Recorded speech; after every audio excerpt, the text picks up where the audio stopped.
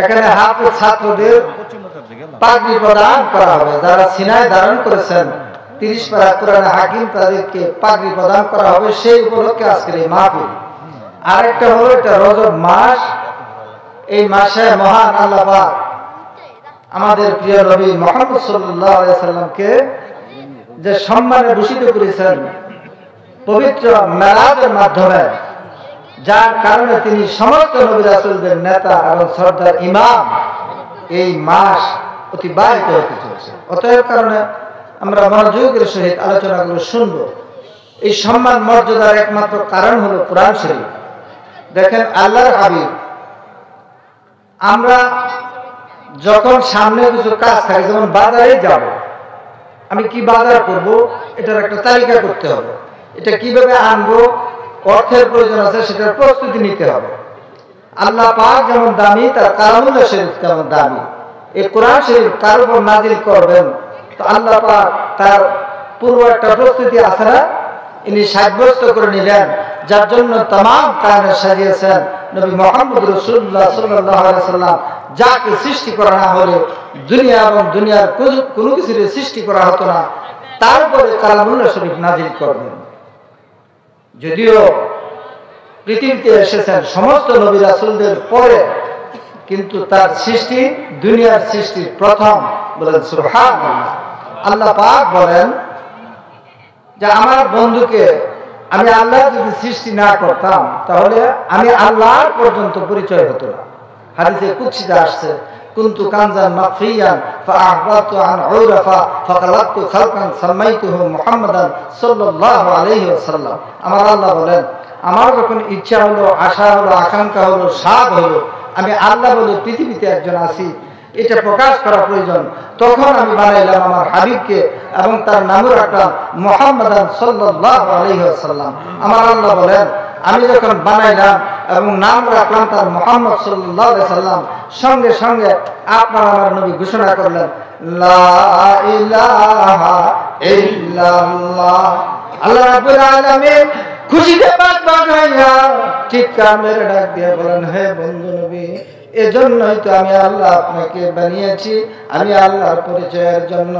নবী গো, এই মুহূর্তে আপনি আমার পরিচয় করে দিয়েছেন, আমি আল্লাহ সইতে পারি না, আমি আর নীরব থাকতে পারি না। অতএব কারণে আমার পক্ষ থেকে আপনার পরিচয় করিয়ে দিলাম, মুহাম্মাদুর রাসূলুল্লাহ। বন্ধুরা আমার, আল্লাহ রাব্বুল আলামিন পরিচয় করে দিলেন আপনার আমার নবীকে, আপনার আমার নবী পরিচয় করে দিলেন মহান রাব্বুল আলামিনকে। বলেন সুবহানাল্লাহ। খুদাদার ইন্তজারে হামদনিস মুহাম্মদ চশমে বরায়ে সামানি, खुदा मद आफारे मुस्तफा मोहम्मद हामिद हमद खुदाबाद। বন্ধুরা আমার, আল্লাহ পাক ডাক দিয়ে বলেন, হে দুনিয়ার মানুষরা, তোমরা দুনিয়ার কোনো একজন মানুষ যদি আমি আল্লাহকে আল্লাহ বলে না ডাকো, আমি আল্লাহর বড়াই যদি না করো, তাতে করে আমি আল্লাহর এতে কিছু আসে যায় না। কেননা আমি আল্লাহ যার জন্য তামাম কায়নাত সাজিয়েছি, আমার সেই বন্ধু যদি আমি আল্লাহকে আল্লাহ বলে একটা ডাক দেয়, ওই একটা ডাকই আমি আল্লাহর জন্য যথেষ্ট হয়ে যাবে। खुदा मद है आफारे मुस्तफा मोहम्मद हामिद हमद खुदाबाद। ए दुनिया মানুষেরা তেমনি ভাবে দুনিয়ার কোন একজন মানুষ যদি আমার বন্ধুকে ভালোবাসো, আমার বন্ধুর উপর দুরূদ সালাম পেশ না করো, তাতে করে আমার বন্ধুর হাতে কিছু আসে যায় না। কেননা আমি আল্লাহ যার জন্য তামাম কায়নাত সাজিয়েছি, আমি আল্লাহ নিজেই তো আমার এই বন্ধুর উপর দুরূদ শরীফ পড়ে থাকি। বলেন সুবহানাল্লাহ। প্রিয় উপস্থিতি, আল্লাহর হাবিবের সম্মান মর্যাদা কত, আর এটা কিসের কারণে? এটা কোরআন শরীফের কারণে। আল্লাহ পাক আল্লাহর হাবিবকে পৃথিবীতে আনবেন। আল্লাহ পাক বলেন, নবী গো, আপনার পা দুনিয়ার জমিনে আগে আসতে বলেছি। কয় যে কেন? কয় যে আপনার উপর আমি কোরআন নাযিল করব। অতএব কারণে এই অপবিত্র ভূমিতে সরাসরি আপনাকে নিয়ে আসলে আপনার বেইজ্জতি হয়ে যাবে। অতএব কারণে আপনার কদম মুবারক দুনিয়ার জমিনে আগে আসতে বললাম। এটা হলো নবীজি আসার শুরুতে আল্লাহ পাক কি করলেন, তার উপর কোরআন নাজিল করবেন। এজন্য পায়ের সম্মানে আল্লাহ পাক দুনিয়ার জমিন আপনার আমার জন্য জান্নাত বানিয়ে দিয়েছেন, মসজিদ বানিয়ে দিয়েছেন। বলেন সুবহানাল্লাহ।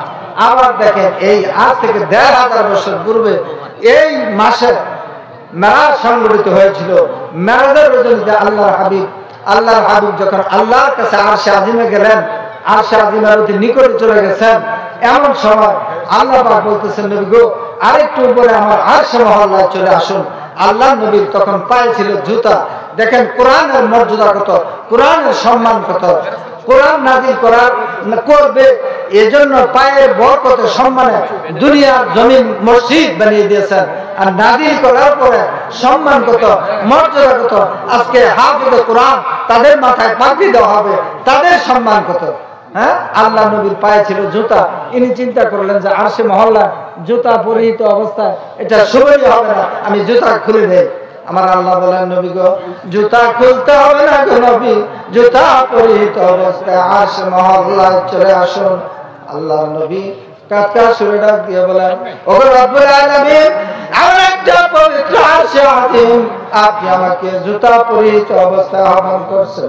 আপনি দুনিয়ার জমিনে তুর পাহাড়, মাটির একটা পাহাড়, ওখানে হযরত মূসা কালিমুল্লাহ ৭০,০০০ নবী রাসূলদের নেতা সর্দার, তার সঙ্গে আপনি কথাবার্তা বলবেন। তাতেও আপনি তাকে ৪০ দিন রোজা রাখার হুকুম করেছেন। তারপরে পায়ের জুতা পরে তুর পাহাড়ে ওঠার জন্য হুকুম করেছেন। আপনি কেন আমাকে জুতা পরিহিত অবস্থায় আরশে মহল্লা আহ্বান করছেন? আমার আল্লাহ ডাক দিয়ে বলেন, এ বন্ধু পয়গম্বর, আমি এজন্য হযরত মূসা কালিমুল্লাহকে জুতা খুলে তুর পাহাড়ে ওঠার জন্য হুকুম করেছি। হযরত মূসার পদধূলিতে, হযরত মূসার পায়ের ঘর্ষণে সেই তুর পাহাড় ধন্য হয়ে যাবে। এ বন্ধু নবী, আর আপনাকে এজন্য জুতা পরিহিত অবস্থায় আরশে মহল্লায় আহ্বান করছি, যেহেতু আপনার উপর আমার কালামুল্লাহ শরীফ নাজিল করব।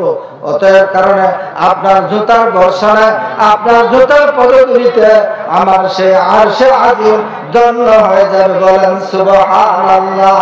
গুপ্তে মূসা বদিদারে কোহে তোর, গুপ্তে আমদ বদিদারে আরশে নূর। বন্ধুরা আমার, আল্লাহ রাব্বুল আলামিন হযরত মূসার পদধূলিতে তুর পাহাড় ধন্য করেছেন। আপনার আমার নবীর কদম মোবারক, জুতা মোবারকের বরকতে সে আরশে আজিম ধন্য করেছেন। বলেন সুবহানাল্লাহ। প্রিয় উপস্থিতি, আমি আমার আলোচনা আর দীর্ঘায়িত করব না, কারণ বড় বড় আলেম দ্বীন এখানে উপস্থিত, তাদের জবানি থেকে আমরা আলোচনা শুনবো। আল্লাহ পাক যেন আলোচনাগুলো মেনে নিয়ে আমল করার তৌফিক দান করেন। বলে আল্লাহুম্মা আমিন।